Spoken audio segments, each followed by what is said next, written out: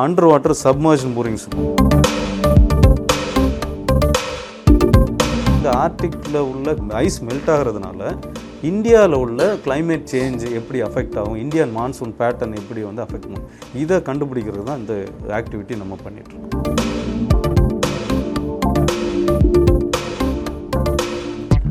வணக்கம், என்னோட பேர் அருள்முத்தையா. நான் நேஷ்னல் இன்ஸ்டியூட் ஆஃப் ஓஷன் டெக்னாலஜியில் ஓஷன் அப்சர்வேஷன் டிபார்ட்மெண்ட்டோட சயின்டிஸ்ட் இன்சார்ஜ்.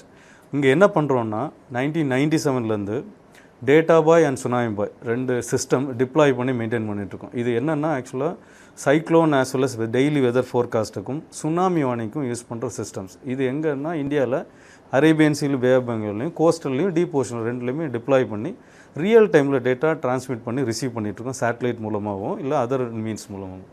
இந்த டேட்டா இன்காய்ஸ்க்கும் ஐஎம்டிக்கும் கொடுத்து அவங்க வந்து டெய்லி அவங்க மாடல்ஸில் டேட்டாவை டிசிமினேஷன் பண்ணி ரன் பண்ணி நம்மளுக்கு வந்து டெய்லி வெதர்ஸ் ஃபோர்காஸ்ட் கொடுத்துட்ருக்காங்க.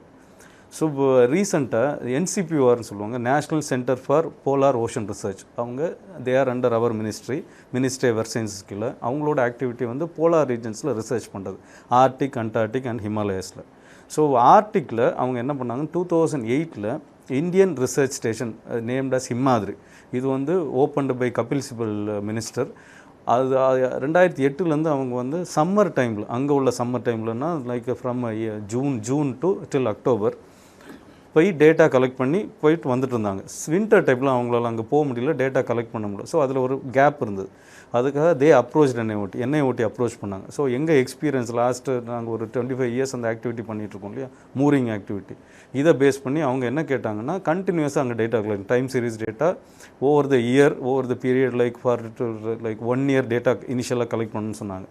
ஸோ அதை பேஸ் பண்ணி நாங்கள் ஒரு மூரிங் டிசைன் பண்ணோம். ஆர்டிக்கில் பார்த்தீங்கன்னா மேலே ஐஸ் ஃபார்ம் ஆகும் தண்ணிக்கு மேலே, அதனால் மேலே ஃப்ளோட் பண்ணி ரியல் டைம் டிரான்ஸ்மிஷன் நம்மளால் பண்ண முடியாது. அதனால் இதுக்கு பேர் அண்டர் வாட்டர் சப்மர்ஜன் மூரிங் சொல்லுவோம். இந்த மூரிங்கில் மோர் தேன் 10 சென்சார்ஸ், 10 சென்சார்ஸ்க்கு மேலே வேரியஸ் டெப்த்ஸில், நிறைய டெப்த்தில் ஃபிக்ஸ் பண்ணி அதை மூர் பண்ணிச்சிடும். மூர்னா என்ன அர்த்தம்னா, கீழே ஒரு டெட் வெயிட் இருக்கும், அந்த மூரிங் ஒரு இடத்துல லொக்கேட் பண்ணி வச்சிடும். ஸோ இந்த மாதிரி ஒரு டிசைன் அவங்களுக்கு பண்ணணும்னு ரெக்வஸ்ட் பண்ணாங்க. ஸோ இது வந்து ஜாயின்ட் வித் என்சிபிஆர் நாங்கள் ஒன்று பண்ணி 2014 டிப்ளாய் பண்ணி மெயின்டைன் பண்ணிகிட்ருக்கோம். இந்த மூரிங் வந்து ஆக்சுவலாக என்ன பண்ணுன்னா, அங்கே அந்த ஆர்டிக் இப்போது ஒரு ஏரியாவில் இப்போ நார்த் போல்லேருந்து 1000 கிலோமீட்டரில், ரஃப்லி 1000 கிலோமீட்டரில் டிப்ளாய் பண்ணியிருக்கோம் 2014. இது இன்டர்னலாக எல்லா சென்சாருமே டேட்டா கலெக்ட் பண்ணி உள்ளே ஸ்டோர் பண்ணி வச்சுருக்கோம். நம்ம ரெக்கவர் பண்ண போகும்போது அதுலேருந்து டேட்டா அதில் வந்து ரிட்ரீவ் பண்ணி அதை டேட்டாவை நம்ம ஃபர்தராக ஸ்டடீஸுக்கு யூஸ் பண்ணுறோம். ஸோ இதுதான் ஒரு க்ரக்ஸ் ஆஃப் திஸ் அந்த ஆர்டிக் ப்ரோக்ராம். ஸோ இதில் சேலஞ்ச் என்னென்னா, நம்ம சென்சார் எல்லாம் இங்கே நம்ம சென்னை கிளைமேட்டில், இந்தியன் கிளைமேட்லேயும் வந்து ஒர்க் ஆகும். பட் ஆர்டிக்கு கொண்டு போகும்போது அங்கே உள்ள கிளைமேட்லாம் மைனஸில் இருக்கும். ஸோ இந்த டெம்பரேச்சரில் ஒர்க் ஆகுது. நம்ம வந்து சேலஞ்ச் வந்து நம்ம அதை சூஸ் பண்ணுறது அதுக்கு ஏற்றப்படி சூஸ் பண்ணணும். அதாவது நெகட்டிவ் டெம்பரேச்சர்லையும் இந்த சென்சாரில் ரொம்ப நாள் ஒர்க் பண்ணணும். ஸோ இன்டர்னலாக அதுக்கான பவர் இருக்கணும். ஸோ நம்மளுக்கு சூரியன் இருக்காது. சம்மர் டைமில் கண்டினியூஸ் 24 மணி நேரம் சூரியன் இருக்கும், அங்கே வின்டர் டைமில் சூரியனே இருக்க மாட்டோம். ஸோ நம்மளுக்கு சார்ஜிங் மெக்கானிசம் எதுவுமே இருக்காது. அது வேறு இந்த மூரிங் வந்து தண்ணிக்கு கீழே இருக்கும். ஸோ இதுதான் நம்மளோட சேலஞ்ச். ஸோ நம்ம செலக்ட் பண்ண பேட்டரிஸ், நம்ம சென்சர்ஸ், நம்ம மூரிங் காம்பனன்ட்ஸ், அந்த ரோப்பு எல்லாமே வந்து அந்த கிளைமேட்டுக்கு ஒரு லாங் பீரியடில் ஒர்க் ஆகணும், 1 இயருக்கு. ஸோ இனிஷியலாக 1 இயருக்கு நான் டிப்ளாய் பண்ணி மெயின்டைன் பண்ணிகிட்டு இருந்தோம். அப்புறம் 2017 இந்த சிஸ்டம் பவரெல்லாம் கொஞ்சம் டேட்டா பவர் கன்சம்ஷனை கம்மி பண்ணி இப்போ 2 இயர்ஸ்க்கு ஒர்க் பண்ணுற மாதிரி போட்டு வந்திருக்கோம். ஸோ 2019 டிப்ளாய் பண்ண மூரிங் 2021 ரெக்கவர் பண்ணோம். அதுக்கப்புறம் 2024 தான் இப்போ போய் திரும்ப போட்டு வந்திருக்கோம். ஸோ லாஸ்ட் 10 இயர்ஸை நம்ம டேட்டா கலெக்ட் பண்ணி என்சிபிஆருக்கு ஹேண்ட் ஓவர் பண்ணியிருக்கோம் அந்த டேட்டாவை. ஸோ இதில் அடுத்த சேலஞ்ச் என்னென்னா, இப்போ ஆர்டிக்கெல்லாம் நம்ம வந்து இங்கே போட்ட மாதிரி டெட் வெயிட்டை கீழே போட்டுட்டு மூரிங் ரெக்கவர் பண்ணும்போது டெட் வெயிட்டை அங்கே விட்டுட்டு வர முடியாது. டெட் வெயிட்னா கீழே இருக்க ஒரு ஆங்கர் வெயிட். ஸோ இப்போ அங்கே வந்து ஒரு அப்ரூவல் வாங்கணும். நம்ம டெட் வெயிட் ரெக்கவரி மெக்கானிசத்தோடு தான் மூரிங்கே டிப்ளாய் பண்ண முடியும். டெட் வெயிட் ரெக்கவரி மெக்கானிசம்னா நம்ம ஒரு 500 கிலோ இல்லாட்டா 1 டன் வெயிட்டாக டெட் வெயிட் அங்கே கீழே போட்டோம். அதை வந்து மூரிங் போய் ரெக்கவர் பண்ணும்போது அதையும் சேர்த்து நம்ம தூக்குற மாதிரி இருக்கும். ஸோ நம்ம மூரிங் லைனில் சென்சார் எல்லாம் இருக்கும். அந்த சென்சாரோட தூக்கும்போது என்ன ஆகும்னா, சம்டைம் மூரிங் ஸ்நாச் ஆச்சுன்னா சென்சாரும் லாஸ் ஆயிரும்.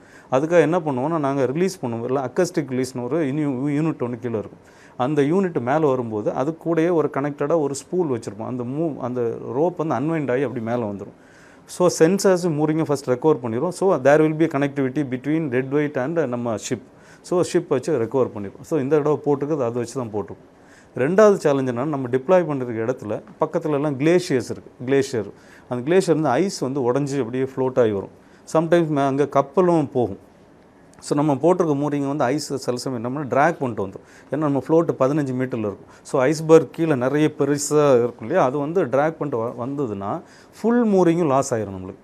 அதை வந்து அந்த சேலஞ்சை ஃபேஸ் பண்ணுறதுக்காக என்ன பண்ணியிருக்கோம்னா அதில் வந்து வீக்லிங் அசம்பிளின்னு சொல்லுவோம். ஸோ 25 மீட்டர் டாப் 25 மீட்டர் வரைக்கும் நம்மளுக்கு பெரிய ஃப்ளோட் ஒன்று வச்சு கீழே வரைக்கும் நிறைய சென்சர் 10 சென்சருக்கு முன்னே வச்சுருப்போம். அந்த மெயின் ஃப்ளோட்லேருந்து ஒரு 5 மீட்டருக்கு ஒரு ரோப், அது வீக்லிங் அசம்பிளி ஒன்று லிங்க் பண்ணி வச்சிடும்.